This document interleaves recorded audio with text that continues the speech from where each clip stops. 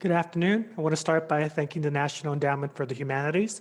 This virtual program has been made possible in part by a major grant from the National Endowment for the Humanities. But any views, findings, conclusions, or recommendations expressed in these programs do not necessarily represent those of the NEH.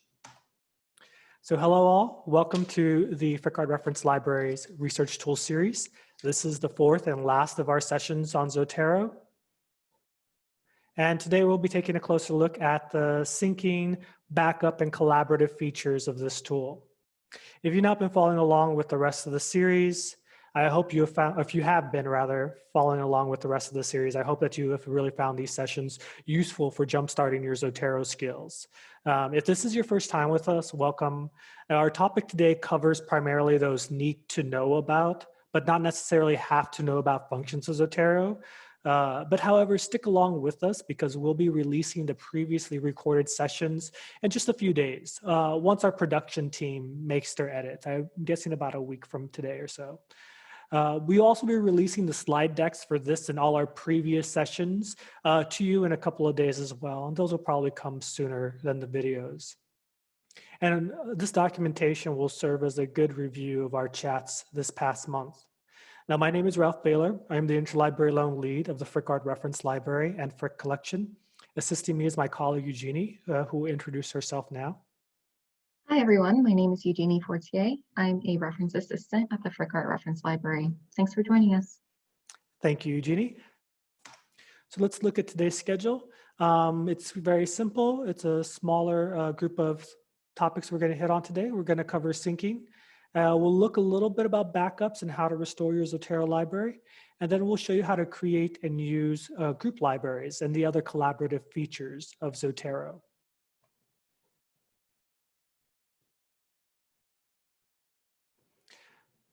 So by the end of today's session, we should be able to have accomplished these three goals.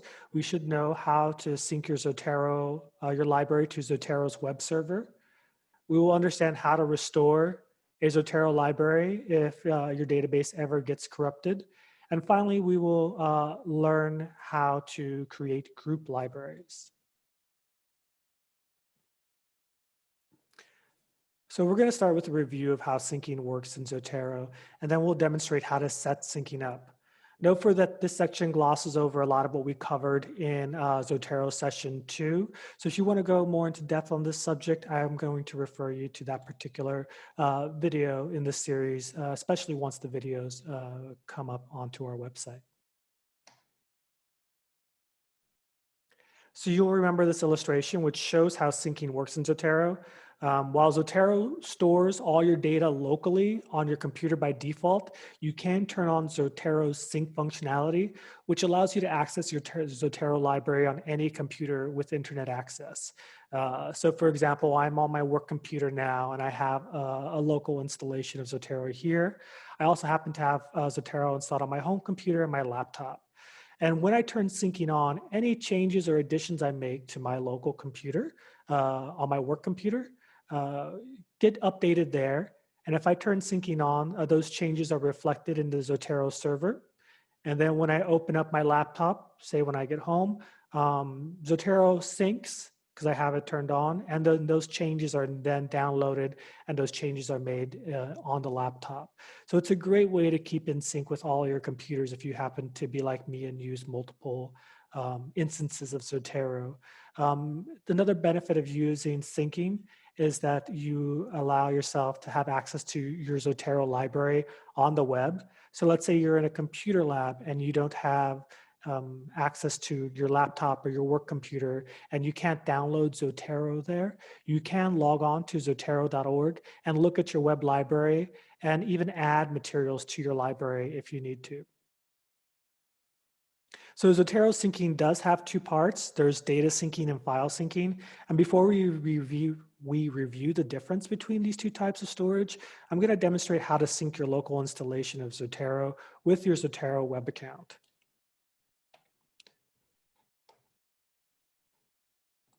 Now, the first thing you're going to want to do, if you haven't done it already, is to register for a free Zotero account. That's different from downloading Zotero. In the preliminary documentation that I sent prior to these sessions, I've given you information on how to create an account. But if you don't have that or just want to follow along with me, which you totally should, you can go to zotero.org and then click on Login. And then under here, you see Register for a free account. And you'll just fill out the information here and then click register, click verify the email that gets sent to you, and then you're registered for an account. I'm going to go ahead and log into my account to show you what a web library looks like.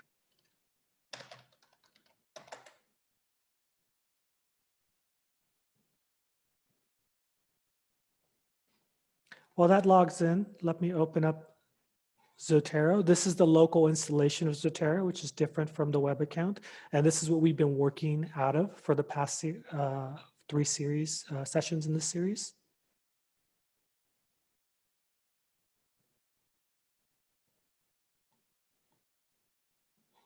Apologies, I just wanted to make sure I'm sharing the screen. And since we have this up, I'm going to show you how to sync your Zotero account, your local installation, with your web account. So that's what I want to do right now.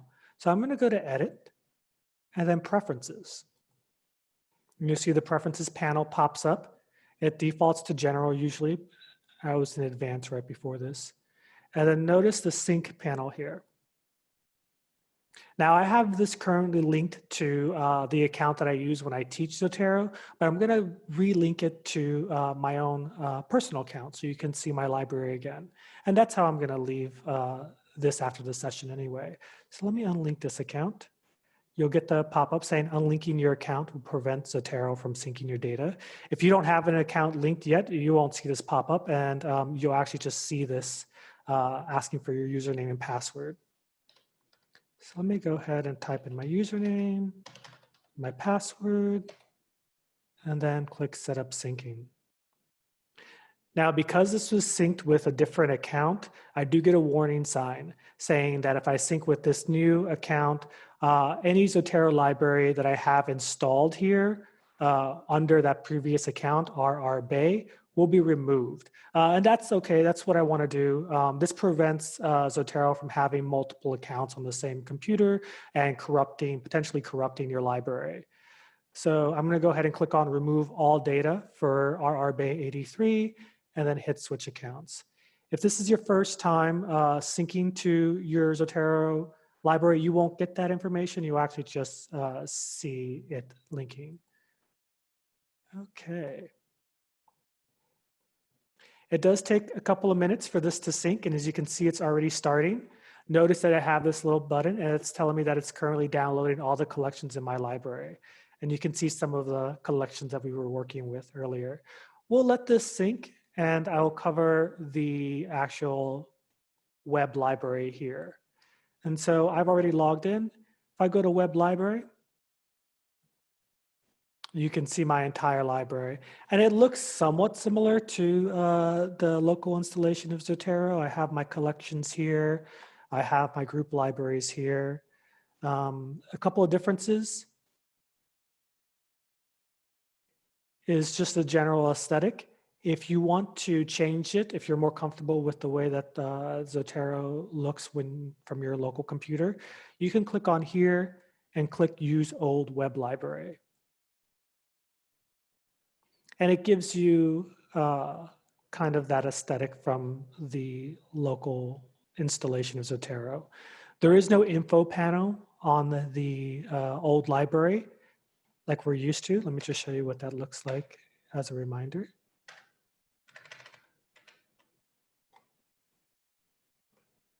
So this panel, and let me default it to the standard view. This third panel doesn't generate with the old library. Instead, you get taken to a other window within the interface. If you prefer having access to that old panel and making edits in real time on your web library, make sure you have the new web library beta, which you can click on here, beta, excuse me. to get back to it. By default, I do believe it takes you to the beta version of the web library. And then you can do things like make edits, add notes and tags. And I'm glad that I have my library back and intact.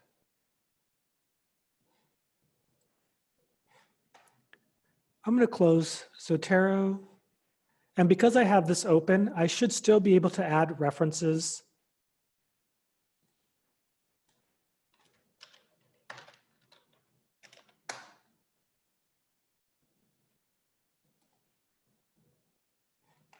So for example, if I was working at a computer lab and I didn't have access to Zotero, I can log on to Chrome, sign into my Chrome account, and then save this. And it'll ask me if Zotero is running, and it'll give me the option of enabling saving to my online library. So I click on that. Notice that it's saving to zotero.org, and I should be able to see this under my library.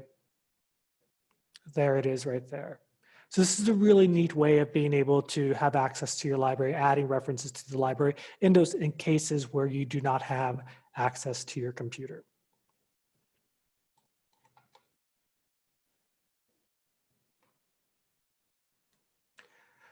So let's go back to the presentation and cover again what the difference between data syncing and file syncing is, because I've mentioned that those are the two types of syncing that Zotero performs when you link your Zotero account, your local Zotero account, with your web account.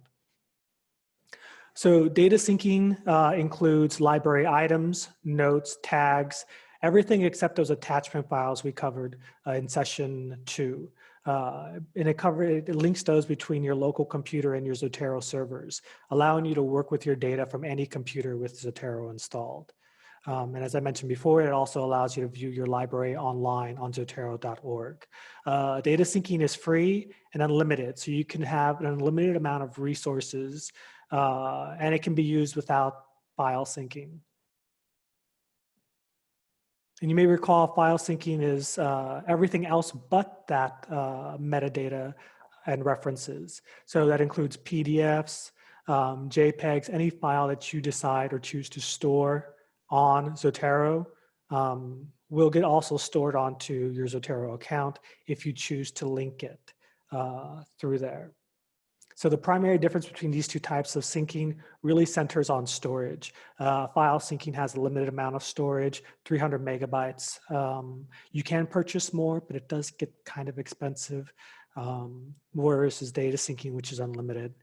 You may recall also that we considered alternate file storage solutions in session 2 of this series. So I'm going to refer you to that recording if you'd like more information on how to kind of get around the Zotero quota on file storage. Let's go back to my local installation of Zotero. Let me turn it back on.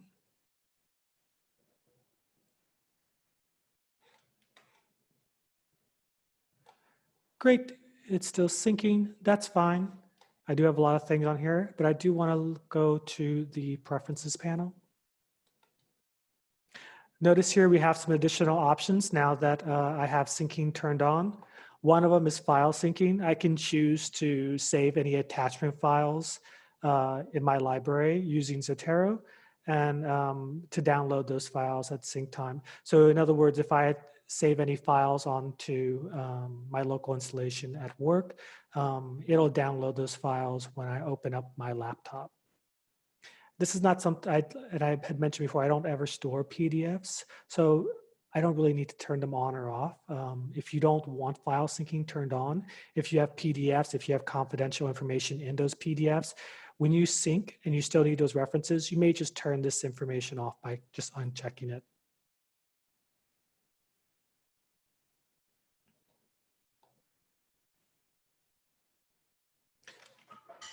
So that's file syncing in a nutshell. Again, we'll refer you back to session series or Zotero series session 2 if you want more in-depth information on syncing and its limitations and benefits. So let's cover backups. Now, before talking and getting into a backup and restoring Zotero, I really need to preface this section by informing you that in the 7 years that I've actually been using this tool, I've never had to use a backup or restore Zotero due to file corruption outside of actually intentionally breaking Zotero so I can learn how to restore it. So that being said, I'm not necessarily like tech savvy, and I know that things happen. Tech does break, and so I really think it's important to at least discuss backups and restoration of corrupted libraries in this section. Now, Zotero does create an automatic backup of your library and your directory. In addition to that, Zotero does assume that users regularly create backups of their entire hard drives, either through like an automatic service like Time Machine or via the iCloud or via an external hard drive. Between these automatic backups, it's entirely likely that you could restore a corrupted library should you need to. And of course, we have to use the qualifier likely because in these kind of instances, it's never a guaranteed thing. And I just want to note again that I can't actively demonstrate how to restore a corrupted library just because I don't have the permissions on my work computer, and also because my library isn't broken and I don't want to run the risk of damaging something that isn't broken by trying to fix it. So rather than doing that, I'm going to show you how to locate your Zotero directory, since you need to know where it's located to do this type of backup or restoration. And then I'll show you, or share with you rather, a link to documentation should you ever need to restore your Zotero library.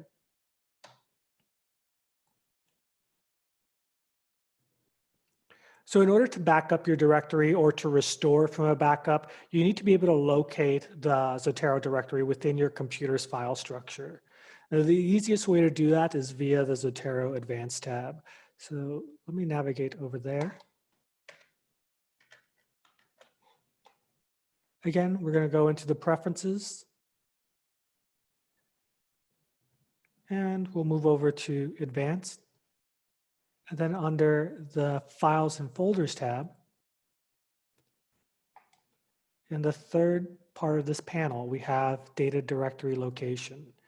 It'll tell you the name of the directory here, but you can also just click on Show Data Directory, and it'll just pop it right up. And this works whether you're using a Mac or a Windows computer.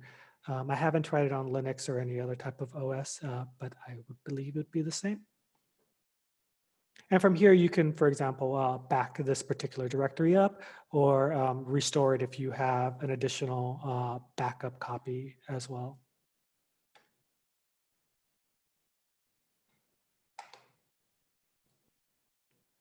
And I'm also providing this chart that shows you the default directory locations for various operating systems. That way, if something ever does happen and you can't find, or Zotero, for example, won't even open up for some reason on your computer, but you know you have the directory installed, you can follow this path to access it. And this will be included with the slide deck that will get sent out to you early next week. Now, if you do ever need to restore your library from a backup, you should really consult the documentation via the link that I have here, and that Eugenie will share with you via the chat. Unfortunately, like I said, I can't show you how to actually back up or restore a corrupted library since it's inherently risky, but I do want to include the documentation so that way you have that.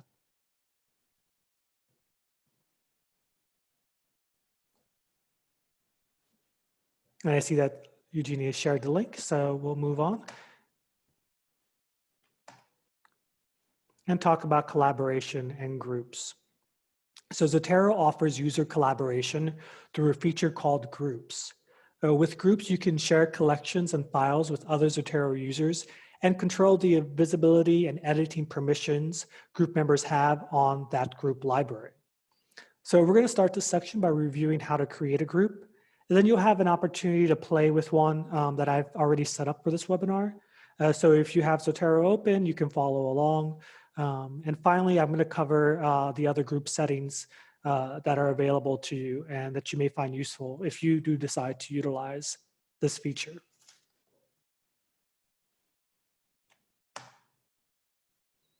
So let's start with creating groups.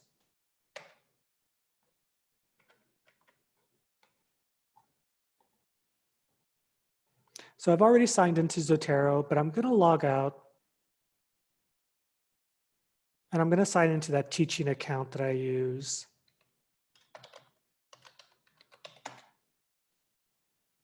Nope.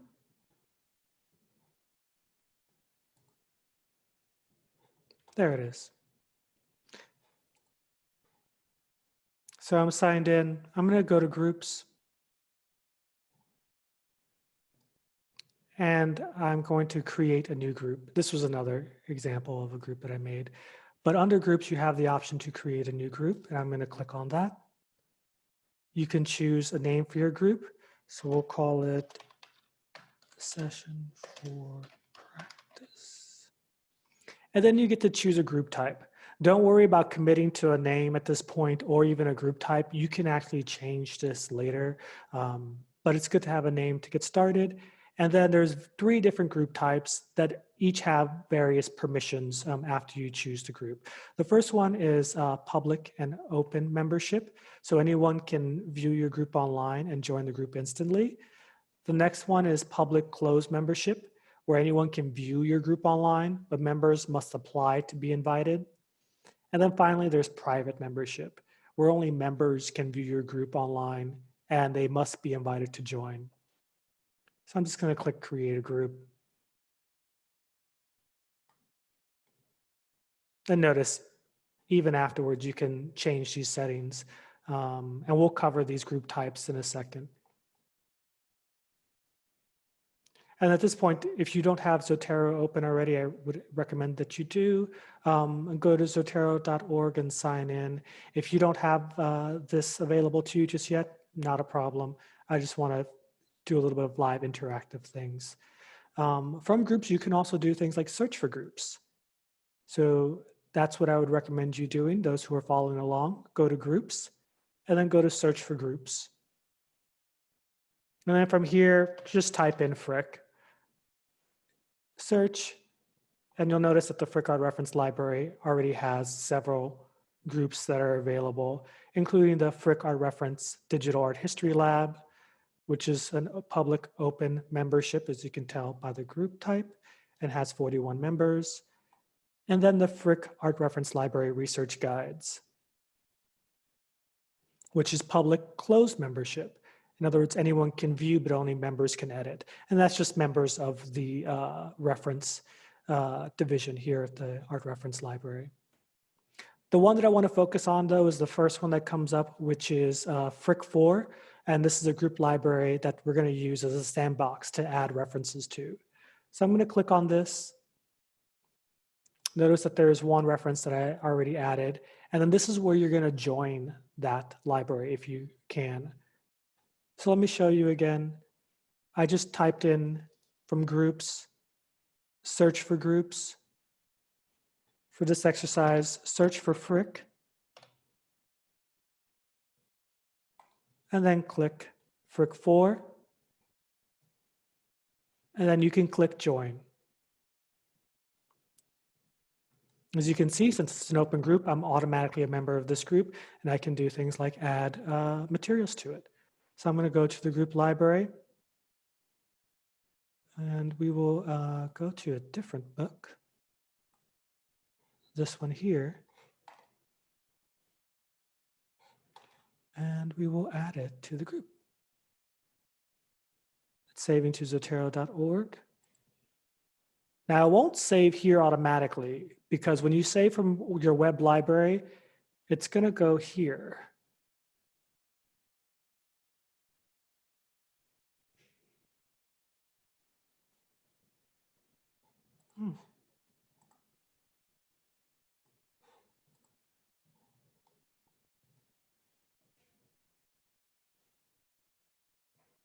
That's odd. Eugenie, can you try to add a reference to the Frick4 group and let me know that it works? Sure, one moment. Thank you. And so Eugenie's already a part of this group too, so she should be able to add a reference. And once it is added to the group library, it will show up as soon as I refresh it. And if you are following along and you want to add references, you're more than welcome to, and they should show up once I refresh the library as well. And there you go, Eugenie's add Whistler and watercolor, lovely little games.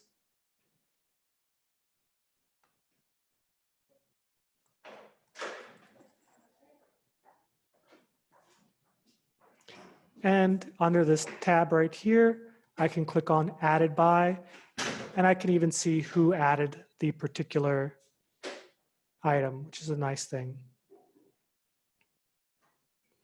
With the group web library, you can even make real-time edits, so you can change notes, add additional notes, and change the info. Notice that all members can make edits to this open library, so that's something to be aware of. For example, Eugenie, can you change the title of hot, cold, heavy, and light? Yes. 1 moment.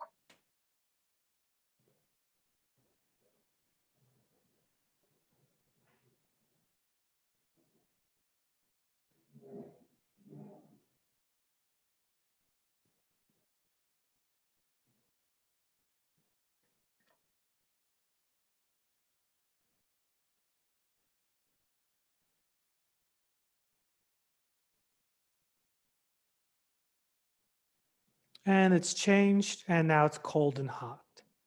So keep that in mind with your permissions, that, if you have an open library that has an open membership and that can, anyone can make edits, that anyone can make edits. And there's not much you can do about that. So with that in mind, let's do a quick review of group types, and then I'll show you group settings in which you can play around with the level of permissions that you can have within each group. So as I mentioned before, private groups are the most private. Only group members can see that particular group page. So if you were searching for it under a group search, it won't come up. It is hidden from searches. And you can also enable file sharing. So if you have PDFs that you want to share within that group library, other people can see them, access them, and download them. The next level of membership or of group type is public closed membership. This is a controlled group that has a public presence, similar to the Frick Reference Library's reference pages. So anyone can view the page. You can join the group by invitation or request. And then you can even show or hide the library to non-members. So you don't necessarily have to be a member of the group. You don't have to be invited if the group administrators have chosen to show the library. And again, file sharing is enabled or can be enabled at the administrator's choice.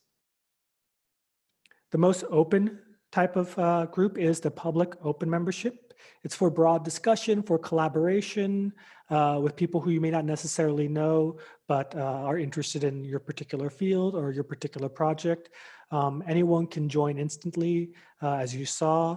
You can choose to show or hide the library from non-members. That's sort of irrelevant because anyone can be a member, but file sharing is not allowed. So keep that in mind. And like I said, keep in mind that you can, by default, anyone can make edits to those items within a public open membership. With that being said, let's go back to the group settings and show you how you can administrate the level of control any one member has over a group.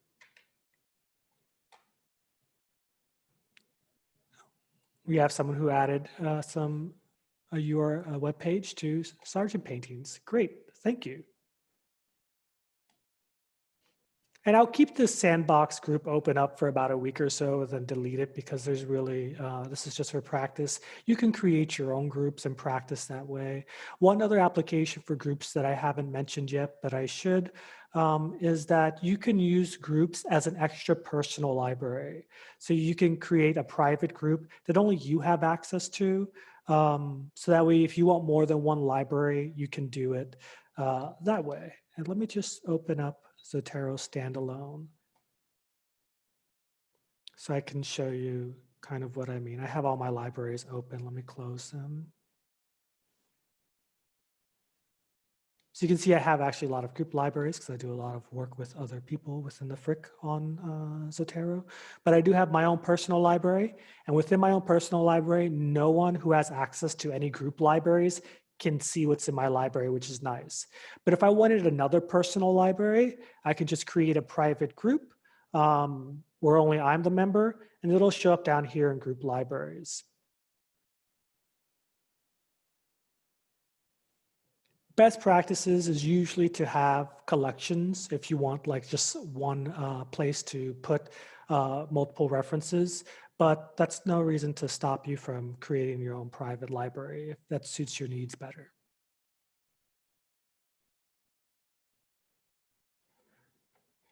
So let me go ahead and sign out of my teaching account and sign into my main library.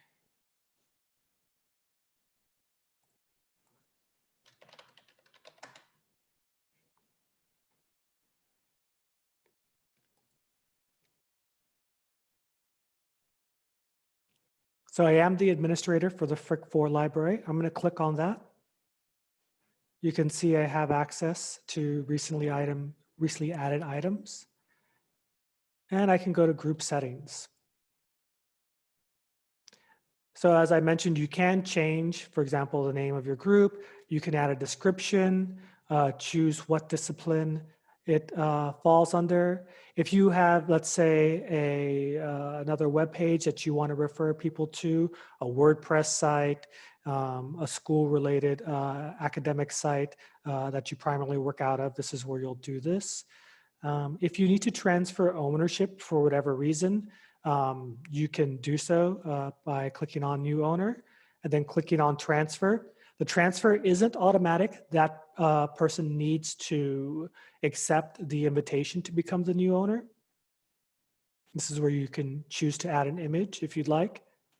And then you can also delete the group as well.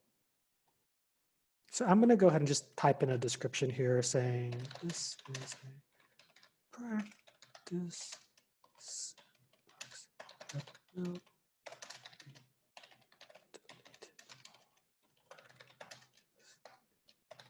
just in case anyone else decides to join, they know that this is a limited time group. My settings are saved. Let's go to member settings. This is where you can update roles. So you can see I can remove individual people. I can make them admins because I am the owner of this group and I do have administrative powers. Other admins have that same ability as well. And then if you want to invite specific people, this is where you would do so too. You can click on send more invitations and then you can invite members. Now let's explore the library settings. And as I mentioned, you can change your group type when you'd like. You can revert it back to a private group or a public closed group. Under the library reading, this gives users access to being able to read the contents of your library without being a member of the group. It's like I mentioned, it's irrelevant for a public open. You can choose it, but all they have to do is just join. But if you're a public closed group, for example, you may want to choose only group members can read from your library. Library editing, so this gives permissions on who can edit library items within your library. And so you can choose any group members or only group admins. So I may want to save that, for example, if we have a bibliography that I want to share with students, but I don't necessarily want them to make changes to the references. And again, I can also choose file editing if I'm have a group type that enables it. Since I'm open and public, it defaults to no group file storage. And since we're on the topic of group libraries, I just want to mention a use case for them. And I've kind of hinted at it already, but the reference department here at the Frick Art Reference Library uses Zotero for our reference guides, research guides that we call them. And so does the Digital Art History Lab. But all our guides are hosted by Zotero. And for example, we have them in individual topics that we found that are relevant to our collection. So if I click on that, for example, I get taken to the reference guide. I'm going to go ahead and log out because I have so many things on here that I want to kind of show you what it would look like to someone who doesn't have admin permissions to this particular group. There you go. So you can see right here, I do have the group library. There's a lock to it because I don't have admin permissions. I have permissions to view it. I don't have permissions to make any edits. So normally, like when Eugenie was making edits to titles of the works, in this case, I don't have access to that or the notes. But as you can see, we do have a collection of relevant resources on annual exhibitions. And then we have sub-collections that people may find relevant, such as art dealers associations, topics on art crime, forgery, free resources, things dealing with the World War II era and art crime. So this is one way of utilizing group libraries to facilitate research. Another way, if you are a teacher, for example, you can create private class bibliographies for readings that you want your students to access. Or bibliography, so that way they can search down and hunt the resources themselves. And you may want to just keep that limited to members of a particular class. So you'll have a private group where you invite the entire class via their school email, for example. So there are multiple ways of doing the utilizing this tool. If you're working with people on a shared paper, this is a great way to use this tool.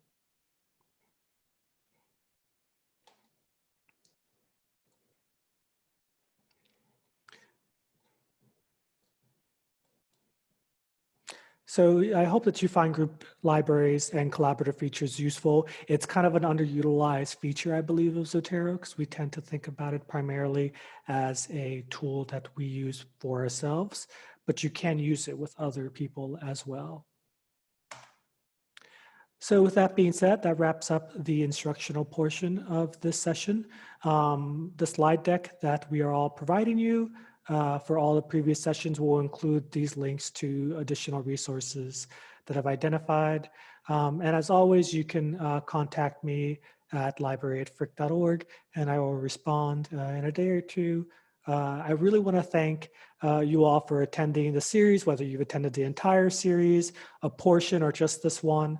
It's been a really fun experience because this was our first such virtual series. And I want to thank Eugenie as well. You've been a great co-pilot in this session.